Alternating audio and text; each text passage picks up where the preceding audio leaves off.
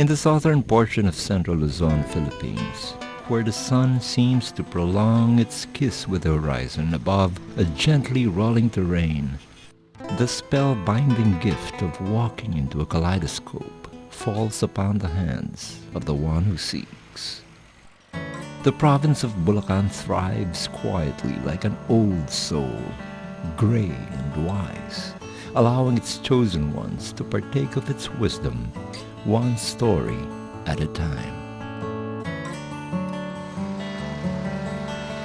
Bulacan is remembered for the outrageous saga of colonization, war, and triumph that transpired in its territory, but it did not allow itself to become the border where a nation would struggle with the paradoxes of its identity.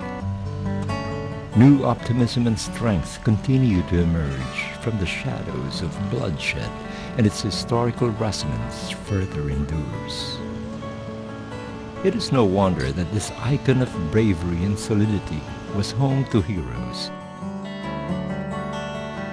artists, poets, and the forefathers of Philippine literature, journalism, and music.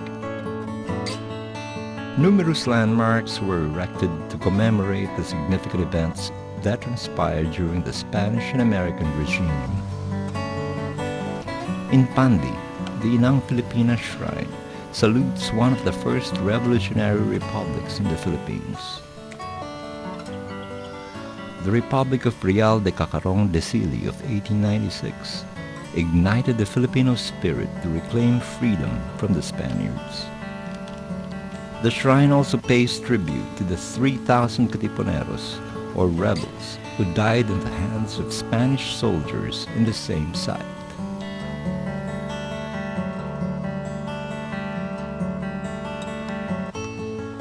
In Plaridel, a colorful sculpted montage relives the Battle of Kingwa, where Filipinos triumphed over American forces in their fight for independence. The marker also stands in memory of the death of Colonel John Strutzenberg, a prominent figure of the Filipino-American War. The passing of time has transformed deafening gunshots and cries for freedom into anthems of victory. An exhilarating tranquility compels one to probe deeper into the tales that relive the birth pains of the First Philippine Republic.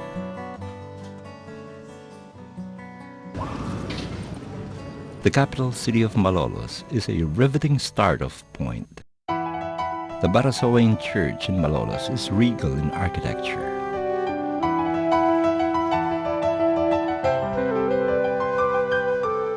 A curved facade, a medieval bell tower, and a rose window spark fascination and wonder. Rightly so, the Barasoain Church holds a goblet of stories that trace the bearings of the entire Philippine populace. The church housed the convention of the First Philippine Congress in 1898. The 4-month-long drafting of the Malolos Constitution, and 2 days later, the inauguration of the First Philippine Republic, making Malolos the national capital. Floral motifs and frescoes of angels and saints that adorn the interior knowingly glisten, as if to say that even then the state was literally born inside the church.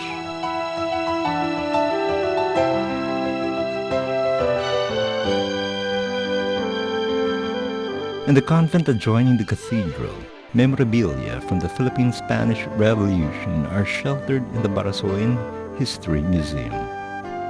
A light and sound show depicts events leading to the Philippine Revolution and the Philippine-American War. Meanwhile, the Barasoain Ecclesiastical Museum holds a collection of religious artifacts from all over the province. Another church in Malolos served as a cradle for the First Philippine Republic, the Basilica Minore de Immaculada Concepcion, then called the Immaculate Conception Church. Constructed in 1591, the cathedral was used by General Emilio Aguinaldo as his presidential headquarters in 1898. A year later, he ordered it burned to the ground as part of his scorched earth policy as they were fleeing from the Americans. Basilica Minore was rebuilt during the American occupation. Today, its palatial structure might not be able to show the original sanctuary that it was during the Revolution, but with its glorious altar that is illuminated by dramatic blue and gold, its timeless grandeur still exudes. One important landmark, though, remains from the Revolution, a huge century-old tree in front of the cathedral, known as the Kalayaan tree, or the Tree of Freedom.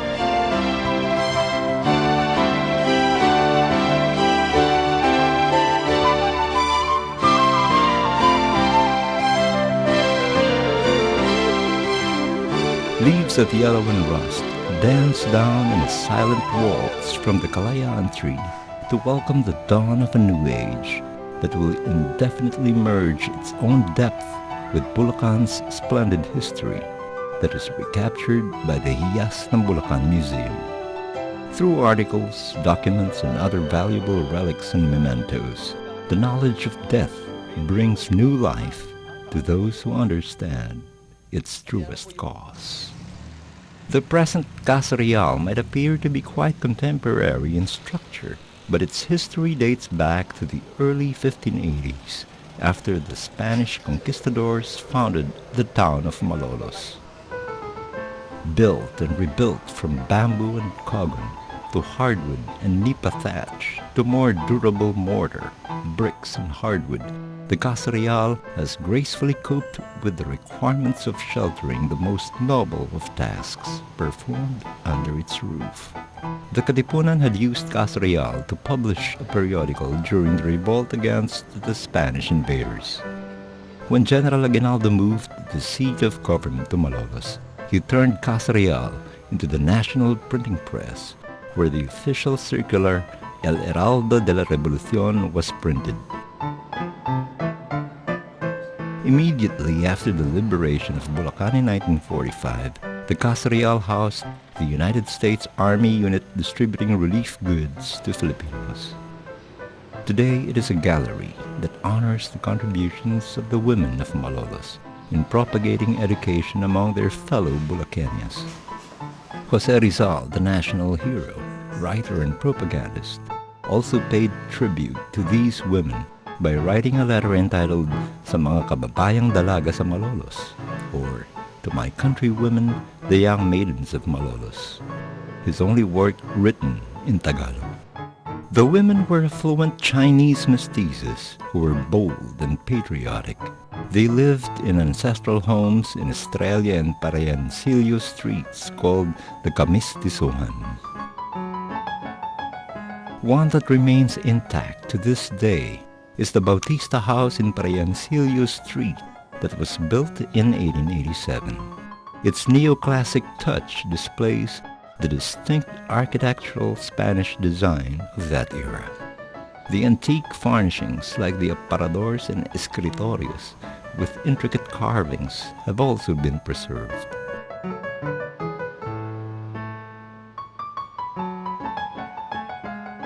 Just like the Bautista House, the Casanova Mansion in Pulilan, with its balcony overlooking an extensive lawn, is an emblem of the old world charm that once graced the province of Bulacan. The bone-inlaid furniture and hardwood, chandeliers and staircase inside the mansion paints a clear portrait of Bulacan in the 1800s.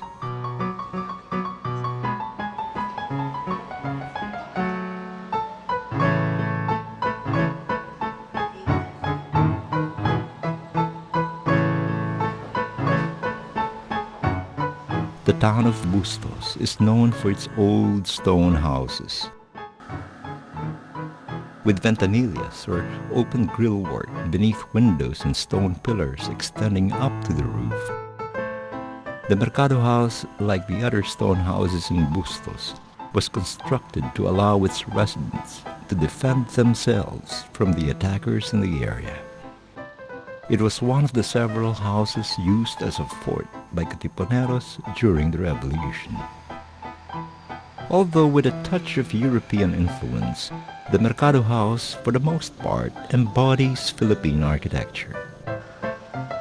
The use of masonry and embellishments might be undeniably of European heritage, but the steep, hip roof, post and lintel construction, and airy structure unmistakably originates from the Bahay Kubo.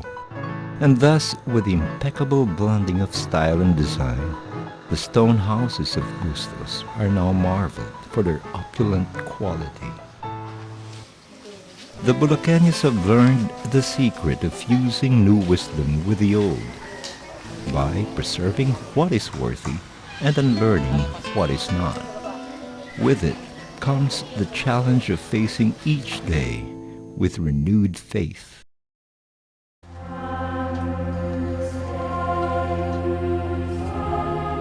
Many religious shrines and churches take locals and tourists to the olden faith that continues to lift the spirits of its devotees.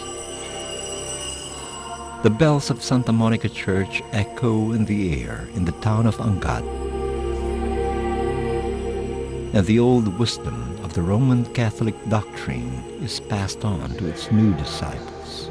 This 400-year-old church, one of the oldest in the Philippines, was constructed in Baroque architecture. Its interior was inspired by the frescoes painted by Michelangelo on the ceiling of the famous Sistine Chapel, depicting the history of the universe, God, and humanity. Conversely, the one in Santa Monica Church is slanted more on a local perspective, which is clearly shown in its spandrels edged by bamboo design. The mural exemplifies more subtle dimensions, as the molding in the ceiling is limited to the arch that frames the altar. A harmony of contrasting warm and cool tones, this work of art reveals how the European influence has traveled to the far reaches of Bulacan. Still, its own distinct character endures. The facade of the Mother Eucharist and Grace Church in the town of Santa Maria would initially suggest modesty, as this 12 by 12 meter house of prayer has a capacity to sit only 800 people. But entering its doors is like walking into a trance. A larger-than-life image of the Virgin Mary stands behind the altar and peers through the glass wall that separates the interior from the view of the heavens. A wide collection of relics of saints and other religious artifacts from all over the world is housed in a museum beside the church.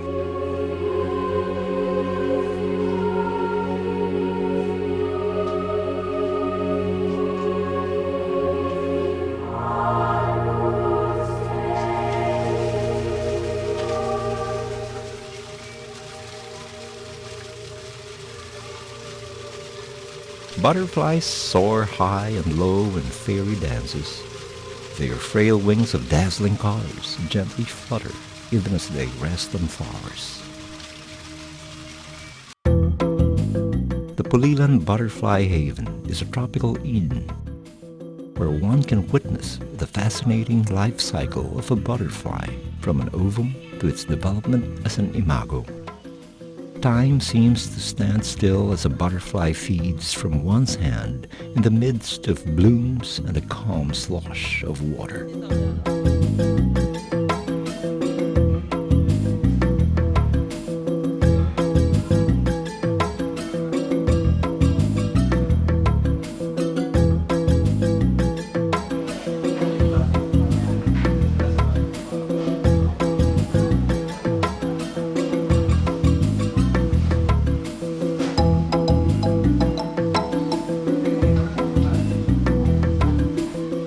Further down San Francisco Street is a delightful place to have a cozy cup of freshly brewed Bulacan coffee. Cafe Pulilan is a hangout for local artists and aficionados. This rectangular 40 square meter cafe can seat less than 20 people, making it the perfect spot for intimate conversations. A fine ensemble of antique and indigenous elements, the owner fondly calls Kamalig architecture, conveys a flair for the vintage. Even while contemporary artworks grace its walls, pagan sculptures stand on bookshelves and an assortment of old bottles color the counter. The details in every turn that range from strikingly modern to comfortably familiar give Café Pulilan a pleasurable, unified ambiance, like a perfect brew that's really well worth the trip. For a mid-range adventurer seeking a moment to unhook from the world, Bulacan gives a generous sampling of the tame, the wild, and everything in between, save for the grueling price tag.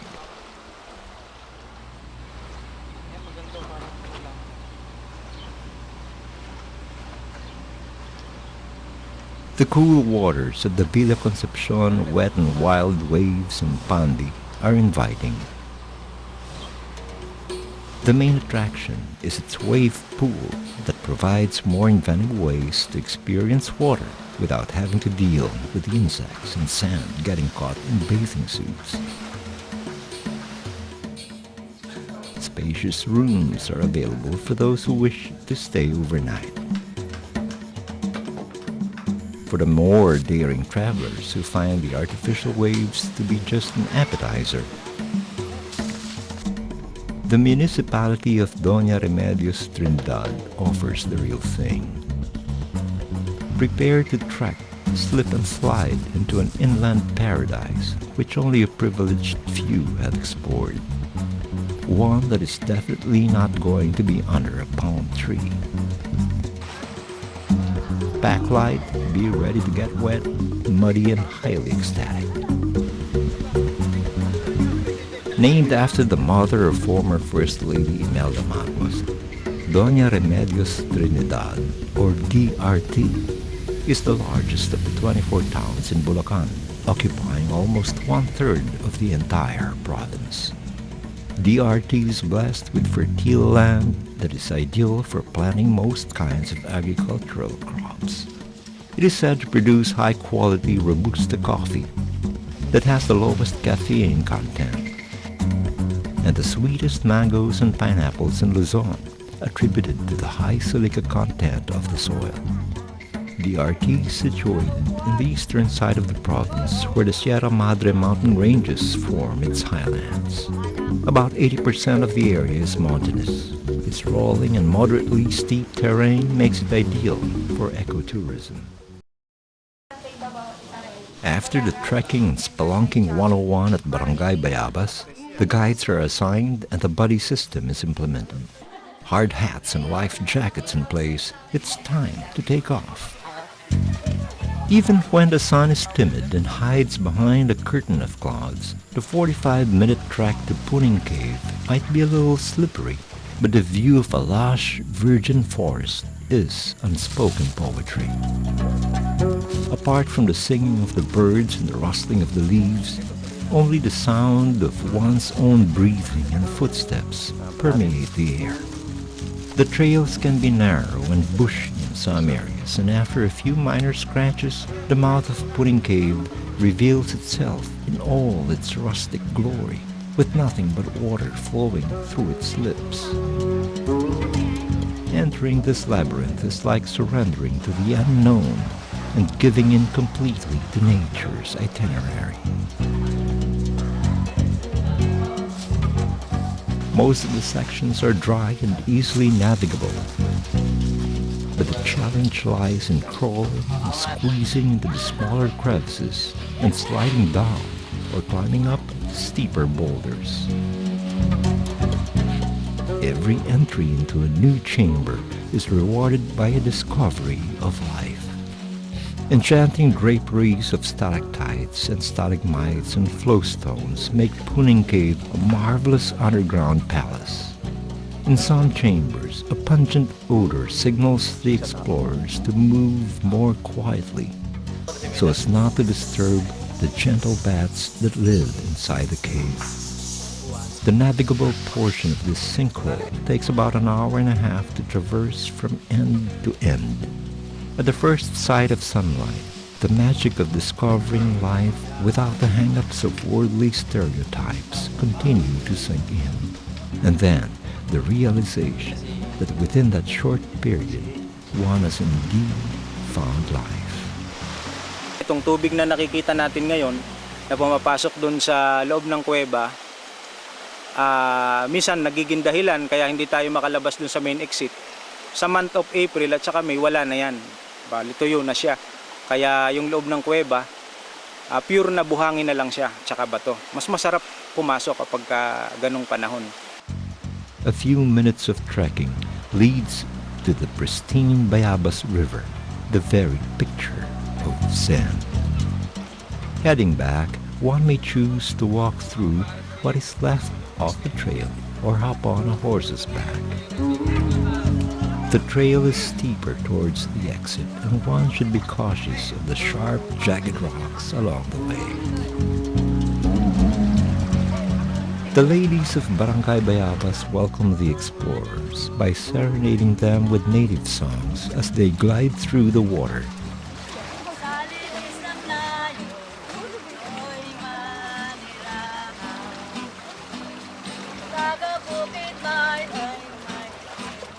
Carrying lunch to the buffet table in the middle of the river.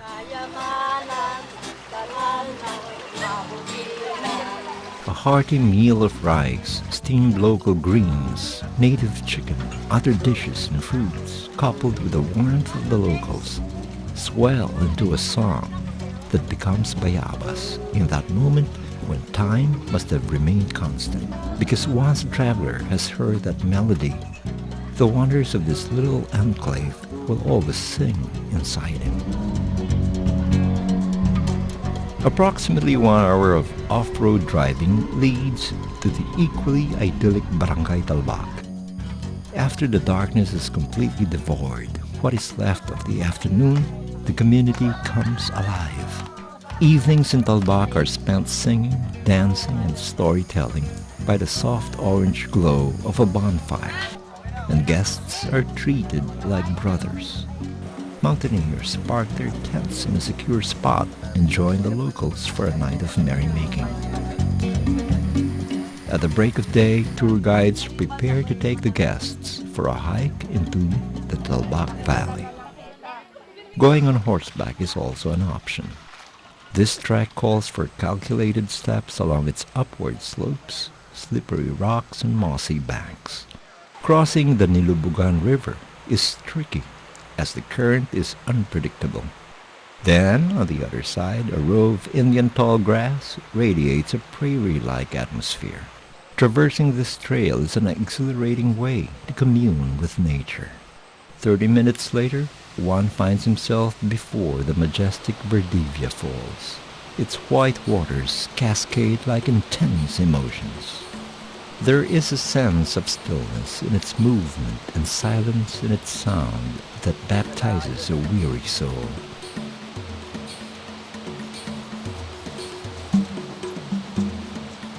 The area is ideal for rappelling, and those brave enough may jump from its summit to the river.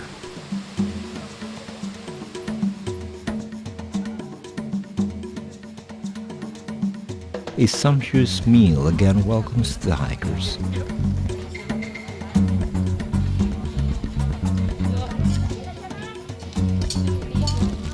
To prepare them for another exciting journey in the afternoon. The 1-hour backdoor trek from DRT to Biak na Bato National Park in the town of San Miguel is a test of endurance. Cutting through coffee plantations and fruit orchards, crossing rivers and climbing boulders of rocks lead to the lush wilderness of Biak na Bato, which literally means split rock. This national park is a web of more than 100 caves, yet only 17 have been explored. The Paniki or Bat Cave, home to at least 6 species of bats, and the Santol Cave are among the most explored. The first phase of the Philippine Revolution ended with the signing of the Pact of Biak na Bato in 1897 between the Filipinos and the Spaniards in one of these caves. Bulacan greatly benefits from its geographic location. It lies in the southern portion of Central Luzon, the only region in the Philippines that is accessible through the 3 international airports, Clark, Subic, and the Ninoy Aquino International Airports. It is equidistant with the northern and southern parts of Luzon and is a smooth 2-hour ride from Metro Manila by the North Luzon Expressway. Such accessibility led to the development of several industries in the province. The highly educated and industrious Bulacanos are known for pyrotechnics, leather, aquaculture, jewelry, bone-inlaid furniture,